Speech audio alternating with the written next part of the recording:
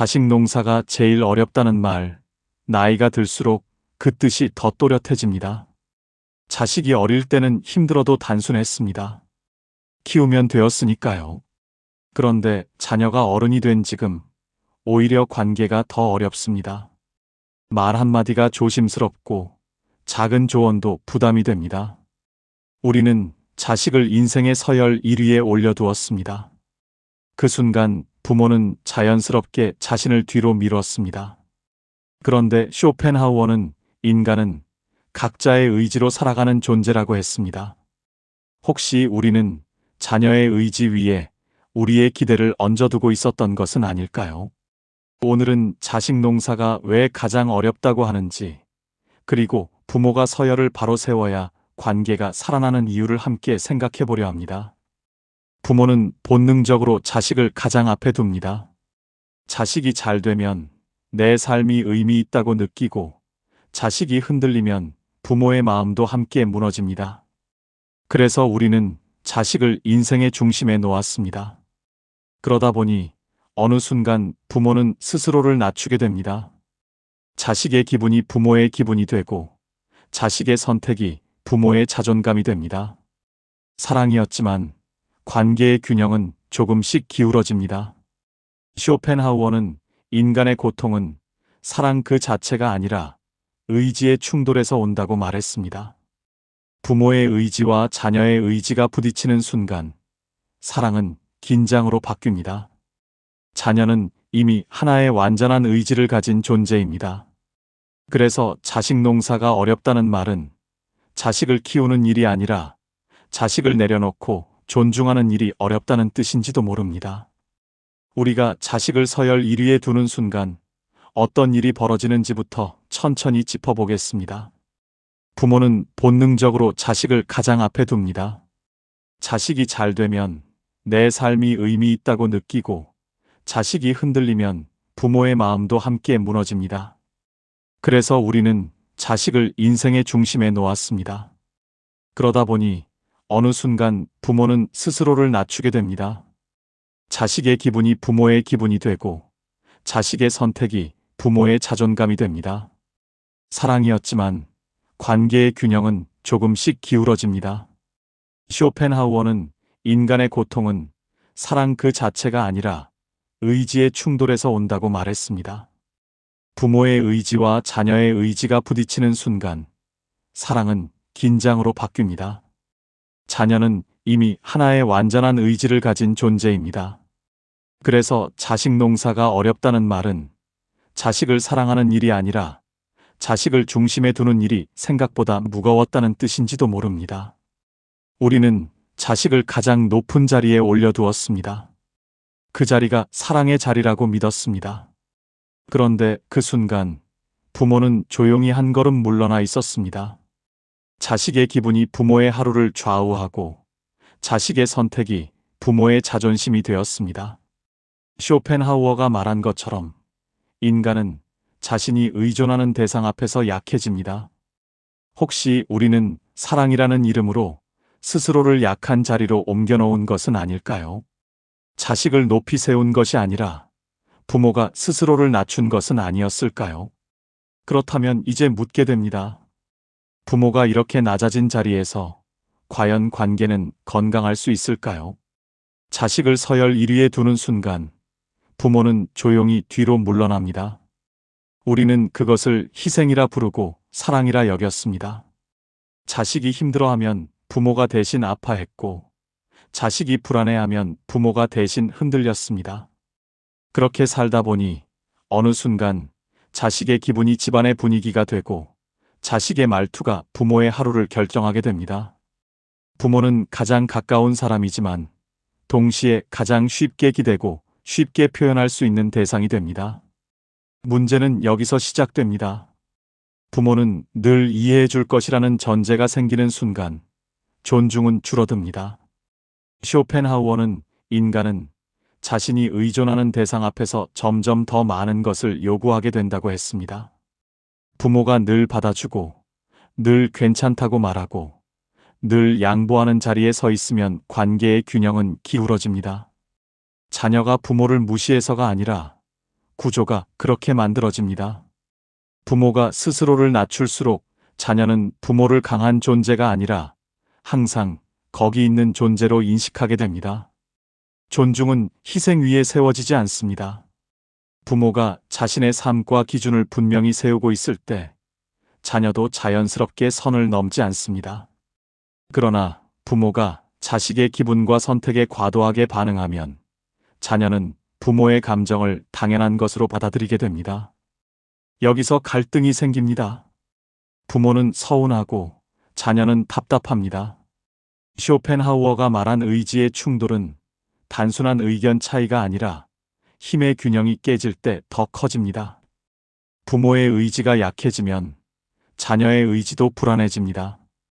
결국 누구도 편하지 않은 구조가 만들어집니다. 그래서 중요한 것은 자녀를 낮추는 것이 아니라 부모가 자신의 자리를 회복하는 일입니다. 부모가 단단해질수록 관계는 오히려 편안해집니다. 사랑은 낮아지는 것이 아니라 곁에 서는 것입니다. 그런데 여기서 한 가지 질문이 남습니다. 부모가 자신의 자리를 회복한다는 것은 구체적으로 무엇을 의미할까요? 단순히 강해지라는 말은 아닐 것입니다. 그렇다면 부모는 어떤 태도를 가져야 의지의 충돌을 줄이고 자녀를 한 사람의 인격으로 인정하면서도 스스로를 잃지 않을 수 있을까요? 그리고 그 다음 단계, 관계를 근본적으로 바꾸는 방법은 무엇일까요? 어쩌면 그 답은 우리가 아직 내려놓지 못한 기대 속에 숨어 있을지도 모릅니다. 부모가 자신의 자리를 회복한다는 것은 목소리를 높이는 일이 아닙니다. 오히려 한 걸음 물러서는 용기입니다. 자녀는 이미 자신의 삶을 선택하며 살아가는 존재입니다. 그런데도 우리는 마음속에서 여전히 방향을 잡아주고 싶어 합니다. 더 안전한 길, 더 안정된 선택을 권하고 싶어 합니다. 사랑이기 때문입니다. 그러나 그 사랑이 때로는 자녀의 의지 위에 얹혀 무게가 되기도 합니다. 쇼펜하우어는 인간은 각자의 의지에 의해 움직이는 존재라고 말했습니다. 그 의지는 타인이 대신 살아줄 수 없고 대신 책임질 수도 없습니다. 부모의 불안이 아무리 크더라도 자녀의 삶을 대신 선택해 줄 수는 없습니다.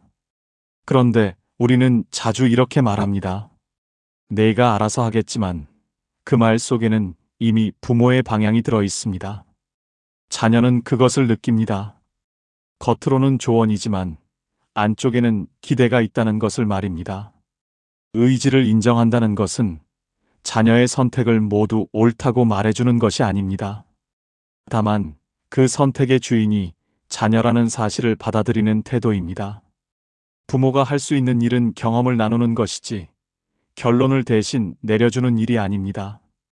자녀가 실수할 수도 있습니다. 돌아갈 수도 있습니다. 그러나 그 과정 자체가 자녀의 삶입니다. 부모가 의지를 존중하면 자녀는 책임을 배웁니다. 반대로 부모가 방향을 정하면 자녀는 판단을 미룹니다. 관계는 그 작은 차이에서 갈립니다. 그래서 이제 중요한 질문은 이것입니다. 자녀의 의지를 인정한다면 부모는 무엇을 해야 할까요? 말을 줄이는 것만으로 충분할까요? 아니면 더 깊은 변화가 필요한 걸까요? 어쩌면 우리가 아직 붙잡고 있는 것은 자녀가 아니라 부모로서의 역할이라는 생각일지도 모릅니다. 그렇다면 다음으로 돌아봐야 할 것은 자녀가 아니라 부모 자신일지도 모릅니다. 부모가 변하지 않으면 살아가기 어려운 이 시대에서 우리는 어떤 모습을 선택해야 할까요? 우리는 오랫동안 부모라는 자리를 완성된 자리로 여겨왔습니다.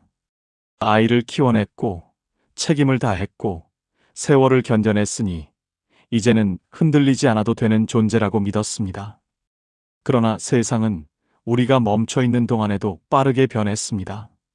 기술이 달라졌고 일하는 방식이 바뀌었고 관계의 거리감도 예전과 달라졌습니다. 자녀는 그 변화 속에서 살아가고 있습니다. 쇼펜하우어는 인간은 고정된 존재가 아니라 끊임없이 욕망하고 수정하는 존재라고 보았습니다. 그런데 부모는 어느 순간 스스로를 멈춰 세웁니다. 나는 원래 이런 사람이다. 요즘 세상은 이해가 안 된다. 이런 말은 스스로를 단단히 지키는 말 같지만 때로는 관계의 문을 닫는 말이 되기도 합니다. 자녀는 변하는 세상에 적응하며 살아가는데 부모가 과거의 기준만 붙들고 있다면 대화는 점점 좁아질 수밖에 없습니다. 부모가 변한다는 것은 자녀에게 맞춘다는 뜻이 아닙니다. 부모 역시 하나의 의지를 가진 존재로서 자신의 삶을 계속 성장시키는 태도를 말합니다. 새로운 것을 배우고 낯선 생각을 받아들이고 익숙한 방식을 수정하는 일. 그것은 나이를 부정하는 것이 아니라 나이를 살아내는 방법입니다. 부모가 배우는 모습을 보일 때 자녀도 부모를 다시 보게 됩니다. 존중은 나이에서 오는 것이 아니라 살아가는 태도에서 나옵니다. 그래서 이제 묻게 됩니다. 우리는 자녀의 변화를 요구하기 전에 스스로 얼마나 변하려 했을까요? 자녀가 독립된 인격이라면 부모 역시 멈춰 있는 존재가 아니라 계속 자라나는 존재여야 하지 않을까요? 그런데 여기서 또 하나의 중요한 질문이 남습니다. 부모가 단단해지고 변하려 노력한다고 해서 관계가 자동으로 편안해질까요? 혹시 우리가 아직 붙들고 있는 또 다른 무게가 남아있는 것은 아닐까요? 그 무게의 정체를 다음에서 천천히 살펴보려 합니다. 부모는 자녀를 걱정합니다. 그 걱정은 사랑에서 시작됩니다. 그런데 사랑과 통제는 아주 가까운 자리에 있습니다.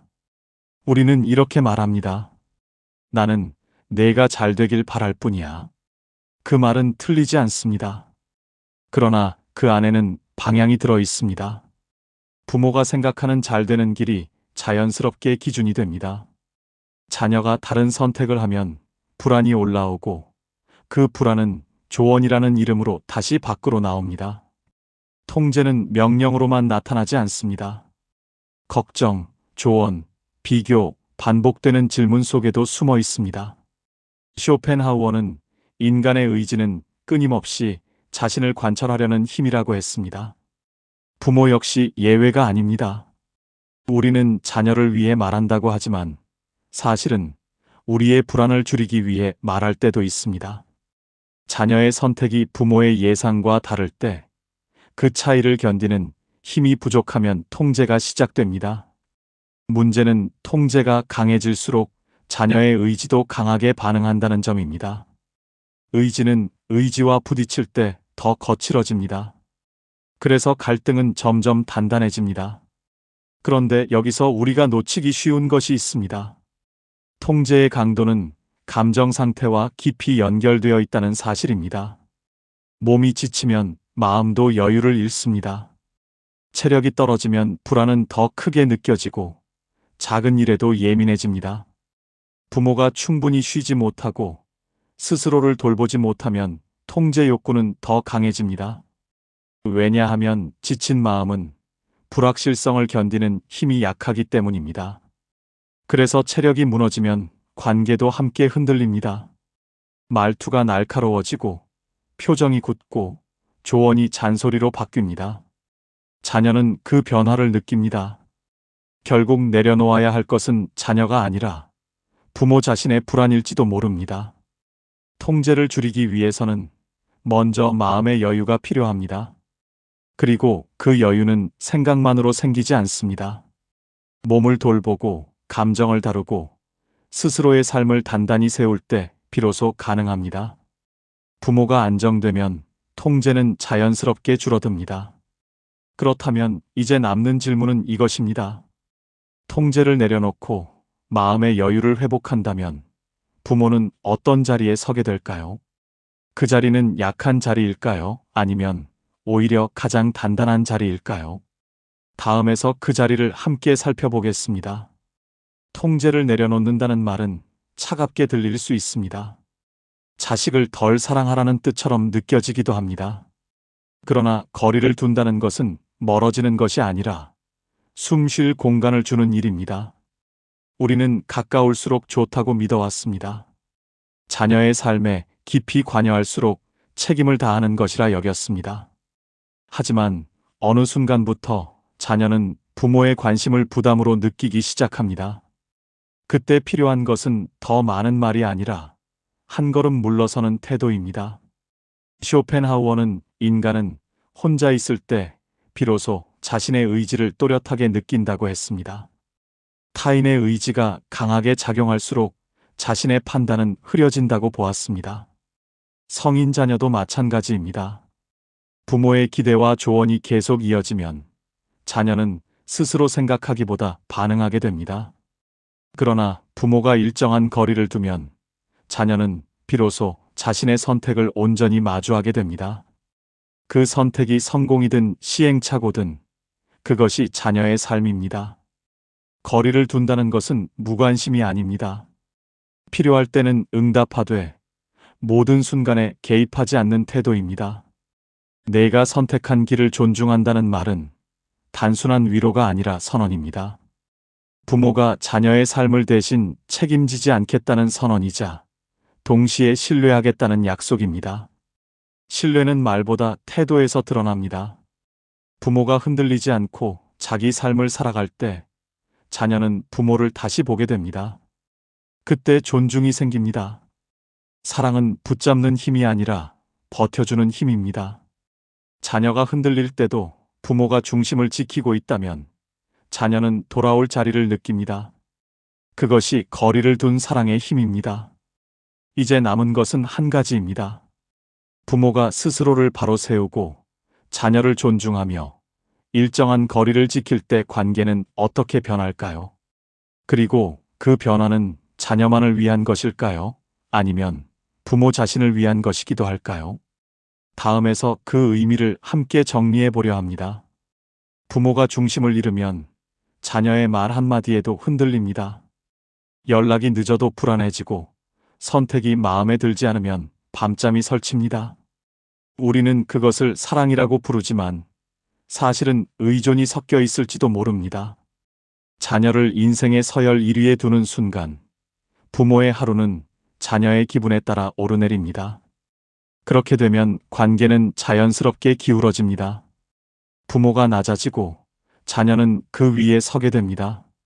쇼펜하우어는 인간은 자신의 의지가 흔들릴 때 가장 큰 고통을 느낀다고 했습니다. 부모의 의지가 자녀의 선택에 따라 요동치면 부모 자신도 편하지 않고 자녀도 편하지 않습니다. 반대로 부모가 자신의 삶을 단단히 붙들고 있을 때 자녀는 부모를 안정된 존재로 인식합니다. 중심이 있는 사람 곁에서는 함부로 행동하기 어렵습니다. 존중은 강요로 생기지 않고 안정감에서 비롯됩니다. 부모가 중심을 회복한다는 것은 거창한 선언이 아닙니다.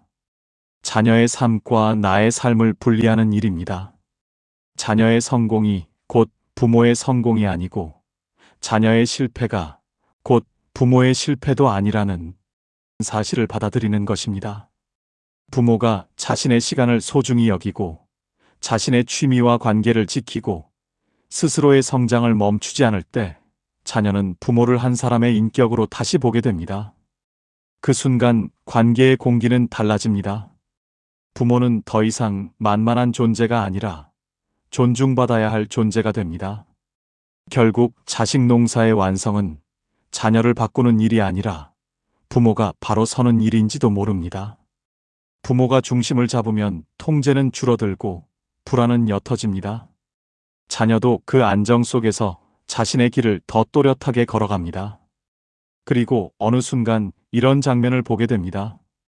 예전처럼 부모의 눈치를 보는 모습이 아니라 자신의 선택을 차분히 설명하는 자녀의 모습 말입니다. 그때 비로소 알게 됩니다. 우리가 붙잡고 있던 것이 놓일 때 자녀는 비로소 스스로 설 수 있다는 사실을요. 그렇다면 여기에서 한 걸음 더 나아가 보겠습니다. 부모가 중심을 회복하고 거리를 지킬 때 자녀의 독립은 어떤 모습으로 완성될까요? 그리고 그 과정 속에서 부모는 어떤 자리에 서게 될까요? 자녀의 독립은 어느 날 갑자기 완성되지 않습니다. 부모가 조금씩 물러나고 자녀가 조금씩 스스로 선택하면서 만들어지는 과정입니다. 우리는 자녀가 멀어질까 두려워 붙잡아 왔습니다. 그러나 붙잡을수록 관계는 긴장되고 놓아줄수록 관계는 오히려 부드러워집니다. 독립은 단절이 아니라 성숙입니다. 쇼펜하우어는 인간은 결국 홀로 서야 하는 존재라고 말했습니다. 누구도 대신 살아줄 수 없고 대신 책임질 수 없습니다. 부모는 그 사실을 누구보다 잘 알면서도 마음으로는 받아들이기 어려워합니다. 자녀가 넘어질까 걱정되고 실패할까 불안합니다. 하지만 독립은 보호 속에서 자라지 않습니다. 신뢰 속에서 자랍니다. 부모가 괜찮다, 내가 감당할 수 있다라고 말하는 순간 자녀는 비로소 자기 삶의 주인이 됩니다. 독립을 허락하는 부모는 차가운 사람이 아닙니다. 오히려 가장 용기 있는 사람입니다. 자녀를 인생의 서열 1위에서 내려놓고 부모 자신도 한 사람의 인격으로 서는 사람입니다. 일정한 거리를 지키면서도 필요할 때는 응답하고 조언하되 강요하지 않는 태도. 그것이 성숙한 사랑입니다. 부모가 자신의 삶을 충실히 살아갈 때 자녀는 안심합니다. 부모가 흔들리지 않을 때 자녀도 더 멀리 나아갈 수 있습니다. 자식 농사가 어렵다는 말은 자녀를 키우는 일이 아니라 부모가 자신을 바로 세우는 일이 어렵다는 뜻이었는지도 모릅니다. 사랑은 붙잡는 힘이 아니라 믿어주는 힘입니다. 부모가 서열을 회복하고 통제를 내려놓고 존중을 선택할 때 자녀는 비로소 독립합니다. 그리고 그 순간 부모 역시 가벼워집니다. 이제 남은 일은 많지 않습니다. 자녀의 삶을 대신 살아주려 하지 말고 그들의 삶을 응원해주는 자리로 서는 것. 나는 내 선택을 존중한다. 그리고 나는 내 삶을 단단히 살아가겠다. 그 말이 관계의 끝이 아니라 새로운 시작이 됩니다. 자식 농사가 제일 어렵다는 말을 이제야 조금 알 것 같습니다. 우리는 자식을 키운다고 생각했지만 사실은 우리 자신을 단련하는 시간이었는지도 모릅니다. 자식을 서열 1위에 두고 살다 보니 어느 순간 부모인 우리는 스스로를 낮은 자리에 두고 있었습니다. 그것이 사랑이라고 믿었습니다. 그러나 사랑은 낮아지는 것이 아니라 바로 서는 일이라는 걸 이제는 조금 이해하게 됩니다. 쇼펜하우어는 인간은 결국 혼자 서야 하는 존재라고 말했습니다. 그 말은 냉정하게 들리지만 어쩌면 가장 따뜻한 말일지도 모릅니다. 누구도 대신 살아줄 수 없기에 우리는 서로의 삶을 존중해야 합니다. 자녀는 이미 자신의 의지를 가진 한 사람입니다. 그들의 선택은 그들의 몫입니다. 그리고 우리의 삶도 우리의 몫입니다. 부모가 중심을 잡고 서 있을 때 자녀는 돌아올 수 있는 자리를 느낍니다. 부모가 흔들리지 않을 때 자녀도 세상을 향해 조금 더 담대해집니다. 이제는 자녀를 붙잡으려 하기보다 그들의 등을 조용히 밀어주는 사람이 되어도 좋겠습니다. 대신 부모인 우리는 우리의 몸을 돌보고 우리의 마음을 다독이고 우리의 시간을 소중히 여겨야 합니다. 사랑은 통제가 아니라 신뢰입니다. 붙잡는 힘이 아니라 믿어주는 힘입니다. 오늘 자녀에게 꼭 길게 말하지 않아도 됩니다. 이 한 문장이면 충분합니다. 나는 내 편이다. 그리고 나는 내 삶을 단단히 살아가겠다. 그 말이 오래된 긴장을 풀어줄지도 모릅니다. 그리고 그 순간부터 자식 농사는 끝이 아니라 새로운 관계의 시작이 됩니다.